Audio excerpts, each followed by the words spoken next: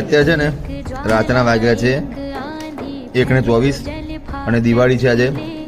અને અમે લોકો છે ને અમારા ઘરનું પીઓપીનું કામકાજ ચાલુ છે, વાયરિંગનું કામકાજ ચાલુ છે, બરાબર છે. અમારા 2 કારીગર છે, એક અમારા હર્ષભાઈ, બીજા અરુણભાઈ છે, અને જયમીનભાઈ અને હિરલ ને હું.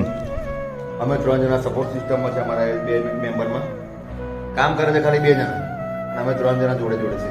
હું તો જો કે આ બેને હેલ્પમાં છે, પણ આ 2 જણા તો સ્પેશિયલ અમારા લીધે ખાલી અટવાઈ રહ્યા છે જોડે.